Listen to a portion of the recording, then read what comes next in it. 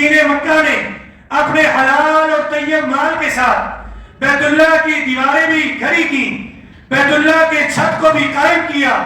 پھر اس کے بعد میرے اور آپ کے نبی علیہ السلام 35 سال کی عمر میں ہیں. مکہ میں ایک ایسا موقع بھی آیا کہ بہت سارے قبیلے آپس میں دستوں کا ربا ہوئے.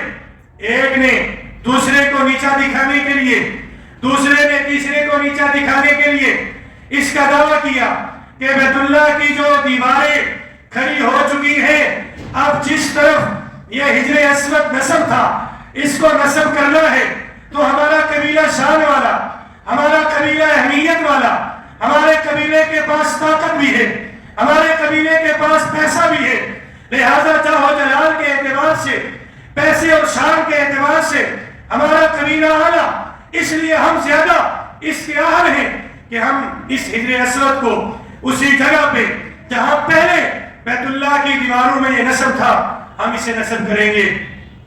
اور میں نے پچھلے جمعہ اپنی تقریر اسی عنوان پر ختم کی تھی کہ حجر اسود یہ وہ پتھر ہے جو صرف پتھر نہیں بلکہ جنت کا پتھر ہے. یہ وہ پتھر ہے کہ جس کے بارے میں صحیح ترمذی میں میرے اور آپ کے نبی علیہ السلام کی حدیث موجود ہے کہ اللہ کے نبی نے فرمایا یہ دودھ کی طرح سفید تھا، لیکن اہل اسلام جو گناہگار جا کر وہاں اس کو سلام کرتے ہیں، چومتے ہیں، بوسہ دیتے ہیں یا اس کا استعلام کرتے ہیں، یہ ان کے گناہوں کی وجہ سے سیاہ ہو چکا ہے. اور یہ وہ حجر اسود ہے کہ کل قیامت والے دن یہ حجر اسود ہر اس شخص کی جس نے کبھی بھی اس کو جا کر بوسہ دیا، اس کو چوما، اس کو سلام کیا یا استعلام کیا، یہ ہر اس شخص کی کل قیامت والے دن اللہ کے حضور سفارش کرے گا. یہ اتنا عظیم پتھر جو ہے تو پتھر، لیکن پتھروں میں سب سے اعلیٰ پتھر اس لیے کہ یہ جنت سے آیا ہے. کہاں سے آیا ہے؟ جنت سے آیا ہے. آپ علیہ السلام کی عمر مبارک 35 سال.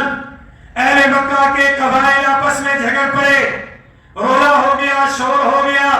ہر قبیلہ اسی گمن میں، اسی زام میں کہ ہم طاقتور بھی ہیں، ہمارے پاس پیسہ بھی ہے، ہمارے پاس مال و دولت بھی ہے، ہمارے پاس جاہ و جلال بھی ہے، ہم زیادہ اہمیت کے حامل ہیں، اس لیے اس پتھر کو ہم نصب کریں گے.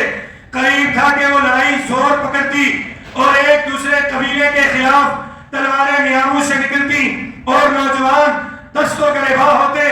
ایک اس وقت کے بوڑھے بزرگ نے کھڑے ہو کر سارے قبائل کے سرداران اور مکہ کے لوگوں کو خاموش کرایا اور پھر اس نے ایک مشورہ دیا اور اس نے یہ کہا میری رائے یہ ہے، جھگڑنے کی بات نہیں، آپس میں دستوں کا ربا ہونے کی بات نہیں. یقیناً یہ ایک سعادت ہے، یہ ایک بڑا ہی اہم ایک کام بھی ہے اور سعادت بھی، لیکن یاد رکھو جھگڑنے سے، دستوں کا ربا ہونے سے مسئلہ حل نہیں ہوگا. میری رائے یہ ہے، میں ایک فیصلہ کرنے لگا ہوں، جس کو قبول ہو ہاتھ کھڑا کرے. میں یہ فیصلہ کرتا ہوں کہ جو شخص بھی صبح ہونے سے پہلے حرم کعبہ میں داخل ہو گیا، وہی شخص جو فیصلہ کرے گا تمہیں قبول ہوگا. سب نے ہاتھ کھڑا کیا اور اس فیصلے کو تسلیم کیا اور آمین کہا. لہذا صبح ہوئی. اللہ کی شان دیکھیے، میرے اور آپ کے پیارے نبی ہیں، میرے اور آپ کے پیارے حبیب ہیں، اللہ کے محبوب اور حبیب نبی ہیں صلی اللہ علیہ وآلہ وسلم. سب سے پہلے حرم کعبہ میں داخل ہوتے ہیں. جب سرداران مکہ آئے، دیکھا اللہ کے نبی 35 سال عمر، ابھی اعلان نبوت نہیں فرمایا. لوگ آپ کو صادق کہتے ہیں، لوگ آپ کو امین کہتے ہیں، لوگ آپ کو دیانتدار کہتے ہیں. آپ کی شرافت، آپ کی صداقت، آپ کی حق گوئی، آپ کے معاملات، آپ کے اخلاق اور آپ کے کردار سے متاثر سارا عرب جانتا ہے. یہ بنو ہاشم کا لخت جگر، یہ اہل قریش کا نور نظر، یہ عبد المطلب کا پوتا، یہ عبداللہ کا نور نظر، یہ تو آمنہ کا لال، یہ تو اتنی صفات کا حامل. سب نے شکر ادا کیا اور سب نے کہا یہ بہت اچھا ہوا. محمد عربی وہ شخصیت ہے جن کے اوپر کسی کو اعتراض نہیں، کوئی انگلی نہیں اٹھا سکتا.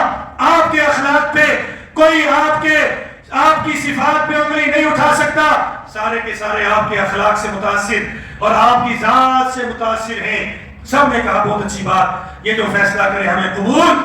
آپ علیہ السلام نے حجر اسود تھوڑا دور پڑا ہوا تھا، وہاں پہ سب قبائل کے سرداروں کو بلایا، جو بھی اس وقت 4 5 6 قبائل کے سردار تھے انہیں جمع کیا۔ اپنی کالی کمڑی جو آپ کے کندھے مبارک کے اوپر تھی، جسے قرآن نے یا ایھا المزمل کہا، یا ایھا المدثر کہا، وہ کالی کمڑی آپ علیہ السلام نے اپنے کندھے مبارک سے اتاری، اسے بچھایا، اپنے ہاتھوں سے حجر اسود کو اٹھایا، اس کملی کے اندر، اس چادر کے اندر رکھا، اور اس وقت کے سرداران مکہ قبائل کے سرداران کو بلایا اور کہا ہر ایک آئے اور اس چادر کو اٹھائے۔ ہر ایک نے آ کر اس چادر کو اٹھایا۔ گویا عدل و انصاف کا ایک ایسا فیصلہ کہ ہر ایک کا حصہ پڑ گیا حجر اسود کو اٹھانے والوں میں۔ جہاں میرے اور آپ کے نبی کے ہاتھ مبارک لگے، وہاں میرے اور آپ کے نبی کا عدل و انصاف ایسا قائم ہوا کہ تمام سرداران مکہ نے، قبائل کے سردار نے آپ علیہ السلام کی اس چادر مبارک کے کونوں کو پکڑا اور اسے اپنے ہاتھ سے اٹھایا جس میں حجر اسود پڑا ہوا تھا۔ پھر آپ علیہ السلام نے فرمایا اسے لے آؤ، لایا گیا، اور جہاں آج حجر اسود نصب ہے، جو پہلے سے جہاں نصب تھا، وہاں جب وہ لایا گیا، میرے اور آپ کے نبی علیہ السلام نے فرمایا اے سرداران مکہ، قبائل کے سرداروں، اسے اٹھاؤ اور اسے اٹھا کر اونچا کرو۔ سب نے زور سے اسے اونچا کیا۔ پھر وہیں پہ میرے اور آپ کے نبی نے پھر سے اپنے ہاتھوں سے اسے اٹھایا اور اس جگہ پر نصب کر دیا جہاں آج حجر اسود نصب ہے۔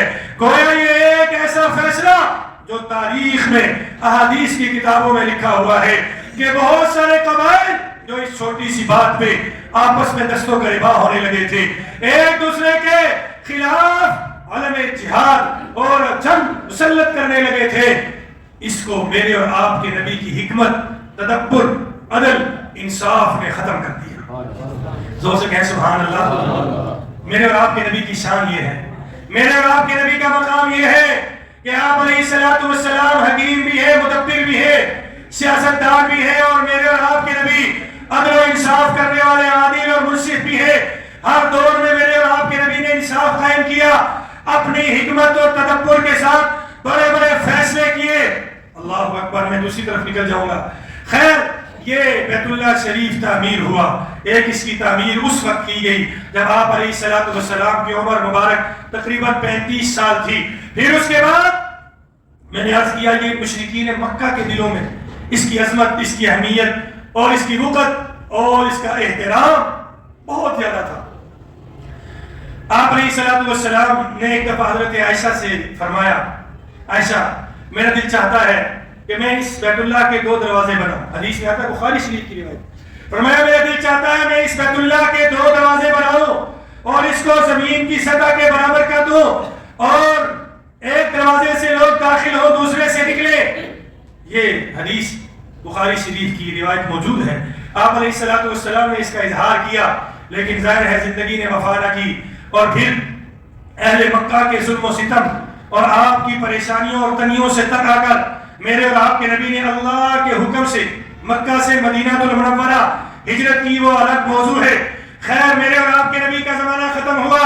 پھر اس کے بعد اس بیت اللہ کی تعمیر حضرت عبداللہ بن زبیر رضی اللہ تعالیٰ عنہ نے یزید کی حکومت کے خاتمے کے بعد دوبارہ اس کی تعمیر آپ رضی اللہ تعالیٰ، عبداللہ بن زبیر رضی اللہ تعالیٰ 9 سال حکمران رہے، 9 سال، اور آپ نے اپنے دور حکومت میں اس بیت اللہ کی تعمیر اثر نو کی۔